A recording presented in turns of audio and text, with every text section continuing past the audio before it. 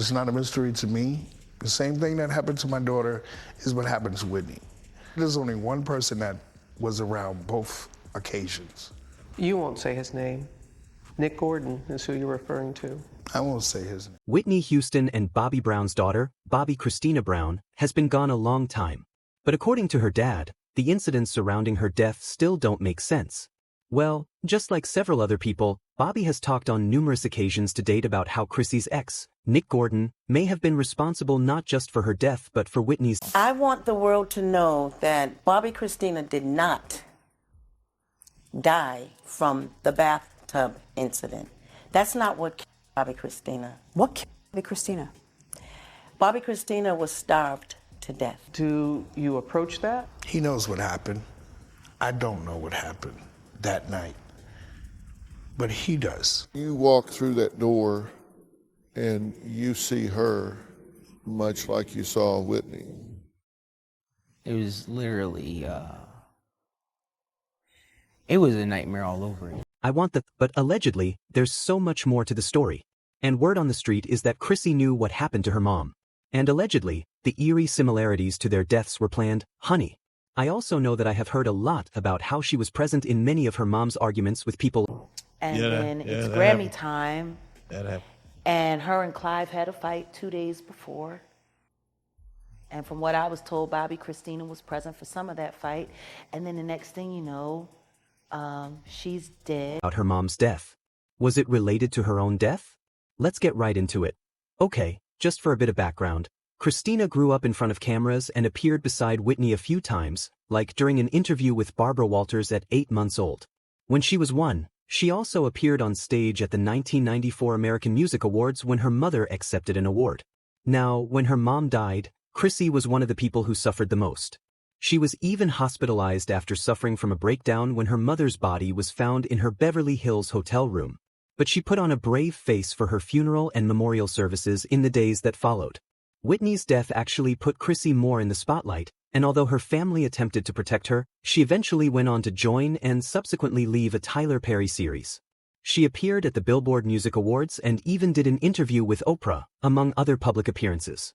Sadly, she didn't live long enough to continue her mom's legacy, because on January 31, 2015, Chrissy was found unresponsive in the Georgia home she shared with Nick Gordon, discovered unconscious in a bathtub, just as her mother had died. And she died in hospice on July 26, 2015. Her death was ruled a combination of drowning and intoxication by the Fulton County Medical Examiner. The toxicology report found marijuana, alcohol, a Coca-Cola-related substance, sedatives, anti-anxiety medications, and morphine in her system. The medical examiner's office, however, was unable to determine if her death was intentional or accidental. They just said at the time, the underlying cause of death is the condition which starts the downhill course of events leading to death. And in this case, it's the immersion associated with intoxication, the pneumonia and encephalopathy causes that resulted from the immersion and drug intoxication. Of course, Bobbi Kristina's death drew striking parallels to her mother's, who died on February 11, 2012, at 48 years old. She was also found unresponsive and submerged in the bathtub inside the Beverly Hilton Hotel in Beverly Hills. Based on reports, Whitney's death was due to accidental drowning in a bathtub, and toxicology results revealed a small amount of Coca-Cola in Whitney's body. Apparently, there were also traces of Xanax and other substances in her system. So, official reports said it was possible that Whitney had a heart attack that may have been triggered by hardening of the arteries, causing her to lose consciousness and drown. But we also know that the coroner did not find any evidence of a cardiac episode or event. So that story about Whitney having a heart attack was probably just a cover-up. In fact, the coroner only noted that Whitney had mild heart disease and some blocking of an artery, like a lot of smokers do. So, the idea that she fell into the tub as a result of a heart attack was at least not established by the autopsy report. As for the Coca-Cola levels, the coroner said it seemed she used some, but not a whole lot, so it could not have caused her death. So, the question people have always had is, what caused her to become submerged in that tub of scalding water to the point that she could not get herself out? In addition, something else that came up after Whitney's death was that there wasn't enough water in her lungs to prove that she had died. Ray J was the last person to see her alive. He let the dealer in, but she was sober, right? But he let the dealer in that gave her the shot, Leola has said, Leola Brown, Bobbi Brown's sister, has said on several occasions that she was beat. They saw her body. She didn't just die in a tub, like she was beat up.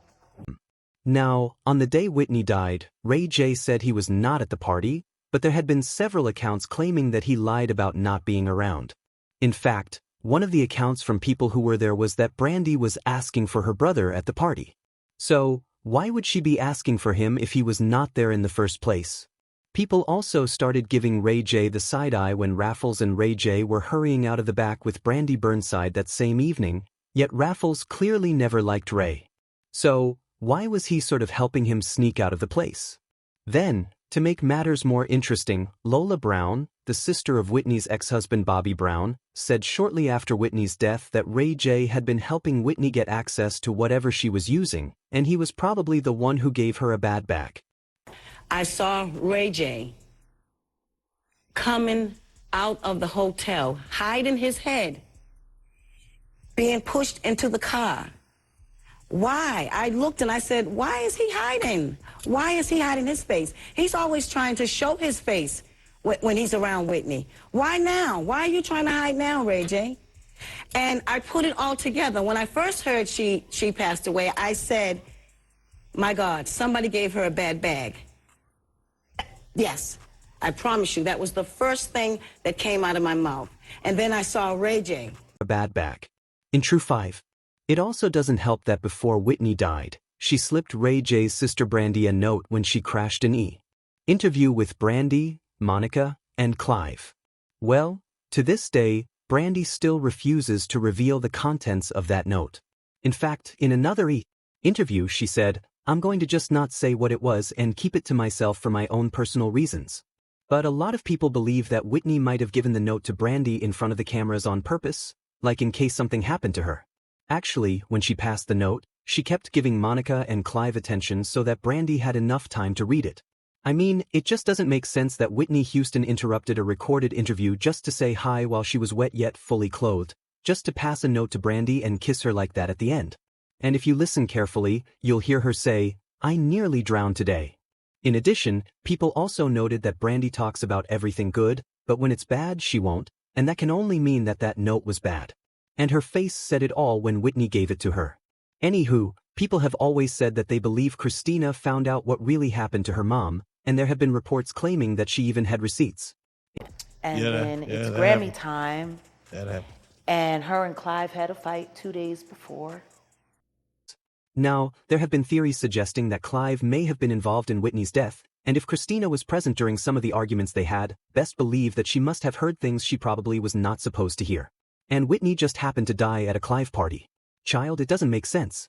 Well, And from what I was told, Bobbi Kristina was present for some of that fight, and then the next thing you know, she's dead. This is a young man who swears to God that he loves my niece, but yet you drag her up the steps, you pull her by her hair. You pull her by her hair and you punch her in the face and you knock 2 of her teeth out of her mouth. Apparently, Chrissy was planning on making a trip to LA to celebrate her dad's birthday with their family. It was also set to become a permanent move to be closer to Bobbi and focus on her career. Based on reports, she was excited to continue her mother's legacy, and she was looking forward to moving closer to her father and having a relationship with him. But Nick didn't want her close to anyone because he knew that as soon as Chrissy left, everything would have been done for him. Reportedly, she was even supposed to meet up with a friend the same day she was found in that tub to let her friend know that Nick wasn't the man she thought he was.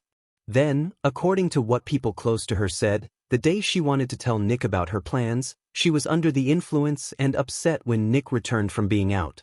Then they argued, and Nick attacked her before leaving her alone in the room, and that's why she had BR, allegedly.